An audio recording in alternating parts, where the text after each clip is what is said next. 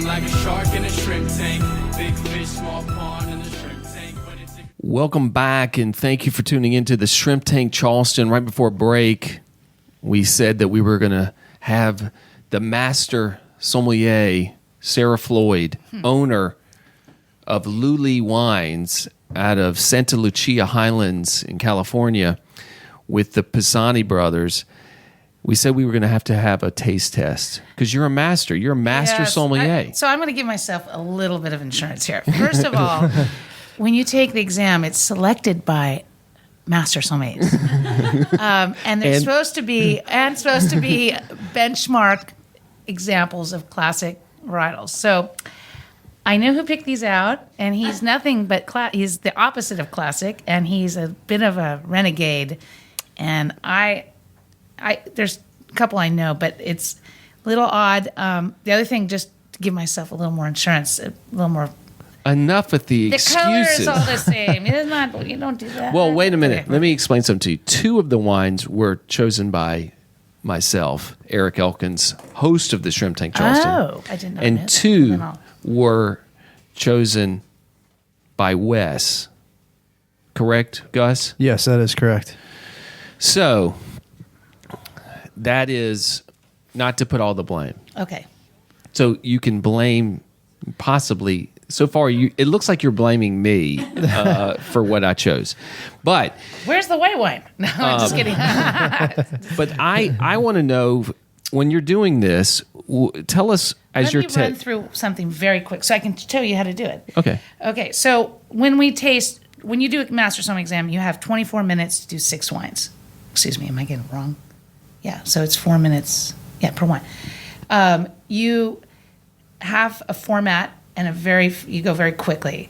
So the first thing you do is you look at it and you spend very little time. But everything you need are clues, right?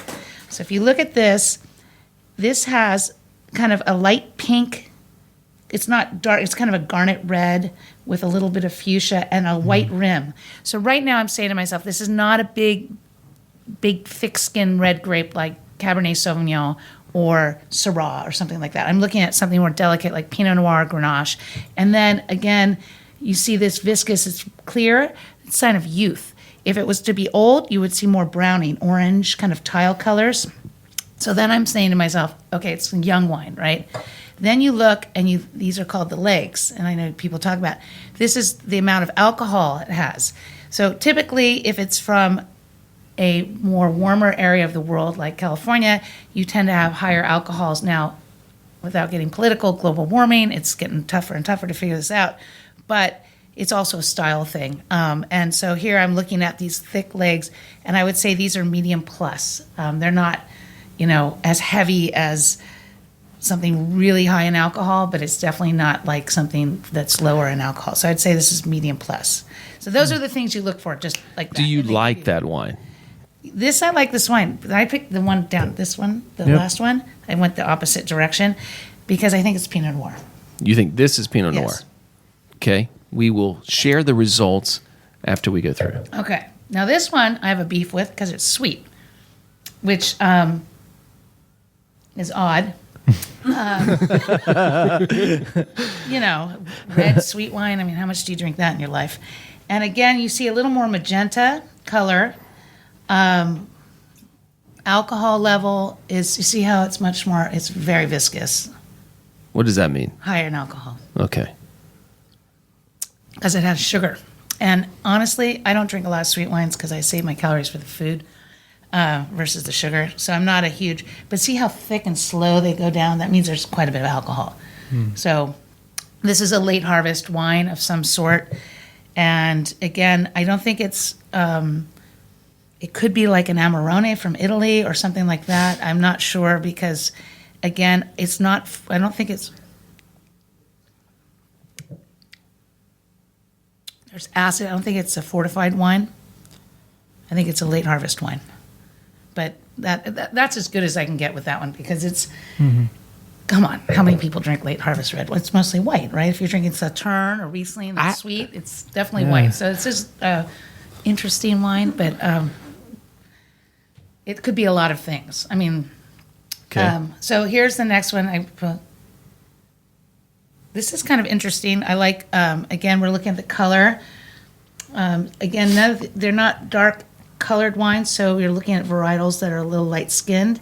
And again, I see it's still very youthful. It could be a couple years older, just on that difference, that shading difference you see. It's not so quite white and the clear at the top.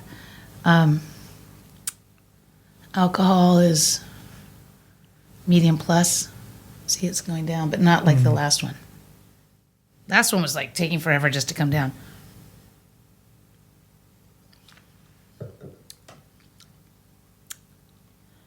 Do you need water to? No. Okay. I mean- Seems like you would have to rinse your mouth out. No, better rinse with wine than water. Really? Yeah, you don't mess with it. And you usually spit, but No, it's kind of dude. gross and stuff. I don't want to spit in a glass. And I can handle a couple sips. I'm not that Okay. wimpy. So But, what do we think this is? this, And do you like it? I think it's. I'm also going back. Is it Pinot Noir again? Because it's definitely kind of sweet and cherry. It's very pretty. It's a little more of kind of, you have this kind of licorice kind of nose to it. Little candied fruit. It's a little bit like sweet cherry, kind of a candied cherry kind of nose to it, like a framboise kind of thing. It's not heavy, it's medium body. And it's got a medium mouthfeel. Acids strong, not out of whack. It's very proportioned to what you'd expect it to be. It's very well made wine. I think it's Oregon Pinot again. I don't know if you've doubled down on it or not, but maybe it's Sangiovese from Italy, which that would be my other call. So it could be from Tuscany. I don't even remember which ones we marked. So And this one is weird. This is a little foxy because I smelled it. And here you see a different color. You see a little more of brick. Looks like it could have a bit of age on it. Not a lot, maybe 4 or 5 years on it. But see, there's a little brownness to it. You see a little tile. Just, it's not as garnet color as the other ones were. And it's a little bit darker in color. And it has this very kind of like saddle-y leather smell. It's a little bit oxidized, which I think is more the style of the wine versus, it reminds me, it's a little foxy in my nose. It smells to me a little bit, musty, foxy kind of thing, but not because it's a flaw. It's the way the varietal is supposed to be. And, I would think it was like Carmenere from Chile. That'd be something I would think, like just from its smell. So I could also say Cab Franc, maybe a little bit. It has this leafy tea thing. ladies and gentlemen, the suspense is killing me because I don't remember what we marked. And this is a much richer wine than the last, well, except for the sweet wine. The sweet wine. So, I'm thinking this is either Cab Franc or, if I'm going crazy, I know who picked these wines from the store and he's crazy. So it could be a Carmenere from Chile or something, which is not classic, but which is a Bordeaux varietal that they planted in Chile, trying to promote it as the next new thing, and it hasn't taken off quite as they had hoped. But because it's got this kind of foxiness to it. But those are kind of my quick answers. Without so you getting too think dragged on. we have a Pinot Noir? This one's this is tough.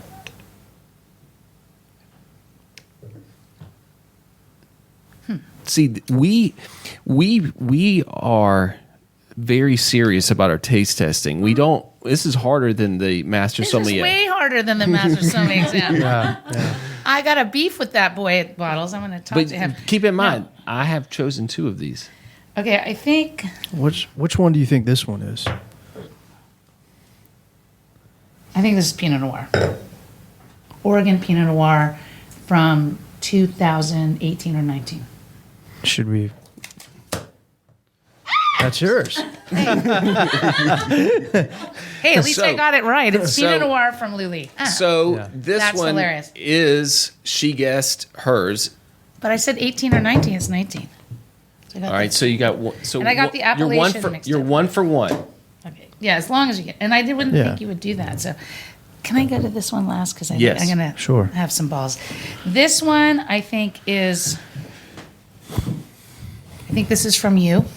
I think you brought this one. I picked this one. Let me look.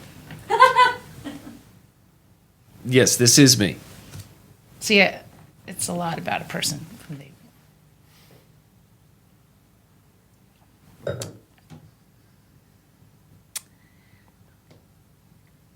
I think Pinot, maybe again, because of its body type, but it, What year? um,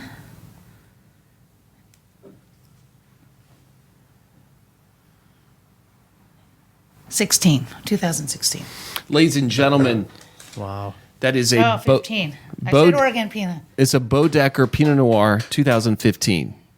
I give you 2 for 2 for now. Yeah, and this one. That was fantastic. That's kind of embarrassing. But, you know, at least I got the varietal right? Didn't say it was Cabernet. This one's a tricky. Wes, of course, did this. So let's just say I thought it was Cab Franc or it's Rioja.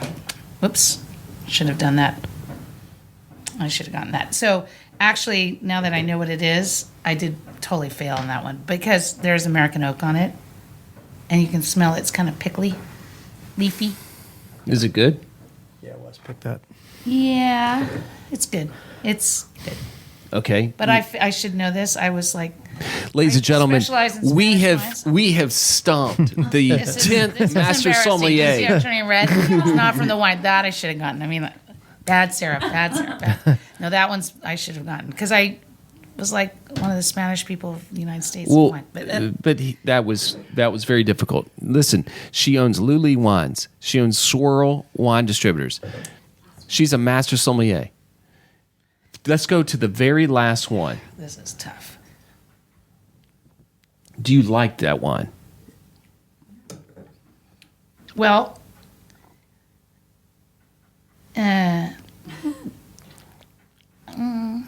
I don't know. You're not going to hurt their feelings. I mean, it's okay. It's fine. It's. I mean, I'm being really honest with you. It's fine. I just don't think it has. It's not for sweet wine. You know, you have to look at so much. It's such a complex thing. It's actually very, very hard to find really outrageously great sweet wine. I think it's fun because it's red and it's sweet, and I think it's probably a late harvest Australian wine. Ladies and gentlemen, that is Manischewitz. Oh. No wonder I was mad at it. Okay. Okay. Well, That's hilarious. they were worried that I shouldn't give you that because you would find that to be insulting. But thought I it would be don't think funny. it's fortified. I mean, what I said, I don't think they add a spirit to it. I think it's just sweet late harvest. I think that you just gave one of the greatest commercials for Manischewitz that you were even being so nice about it because their Well, I sales used to are drink this at Seder's. I mean, because, hey, it was all we had. I was like, I'll drink this. So you just made Manischewitz so proud. Ladies and gentlemen, Sara Floyd, Master Sommelier, Charleston-based now from left San Francisco, founder with the Pisoni Brothers Luli Wine. You got to get this. It is a delicious, they got Chardonnay, they got Pinot Noir. What else do you want to talk about when it comes to this wine? Well, I think two things. One of the things what I love about the Chardonnay is that we've made it, unlike the kind of commercial style or what became very popular 20 years ago, this is a very high tone Chardonnay. We don't do the malolactic fermentation. We just do primary first fermentation because we want to keep that acidity really bright. So it's not a heavy, sweet, syrupy style of Chardonnay. It's a very high tone, bright, very, it's got a lot of beautiful acidity to it. And that's what we're showcasing, this cool climate region of San Lucia Highlands. This is the coldest appellation for growing grapes in California besides the Santa Rita Hills down in the Central Coast. So our joke is we know it's cold climate. We're not just saying it because they grow lettuce down here and you can't grow lettuce in a warm area. So it's definitely for us when we're making wines, we're trying to really emphasize that Guys, cool climate. I've had all of her wines. They're all they're delicious and they're very affordable. It's not where you're going to spend $100. That's what is so great about her vineyard. But thank you for being on the show. Number one, two, thank you for being so brave to do that and to have to go through that. And I'm actually extremely proud of our own wine, because what I said about it being cool climate Oregon is what Californians fight every day with Pinot Noir, because we are in a much warmer area, except San Jose Highlands is cool climate, but we're in a much more higher temperature area and much warmer, and not as we're not at the 45 degree parallel in the latitude. So we tend to get much riper Pinot. And to say that I thought it was Oregon meant that it had a little more brightness to it. Yeah, so I'm which actually is kind of like, even though I didn't get my own wine right, I at least didn't say it was like some funky. I don't even know how to get home sometimes. So, guys, great show today. If you want to listen to the other shows or watch the video portion of any of the shows, you can go to our YouTube channel. You can listen on iTunes, iHeart, Apple, Google Podcast. Go link into Instagram or our website, www.shrimptankpodcast.com/Charleston. I'm Eric Elkins. Lastly, if you think you know of someone that is an entrepreneur or executive like Sara Floyd, you got to listen to the full interview of this because it's amazing, her story. Then please contact our producer, Kristen Kilman, 843-936-6353, or go to the website again, www.shrimptankpodcast.com/Charleston, and apply to be on the show. Thank you, Gus. Great job. Thanks for having me. Second show, Chief Investment Officer at EE Financial. I'm Eric Elkins. Thank you so much. I've been feeling like a shark in a shrimp tank. Big fish, small pond in the shrimp tank.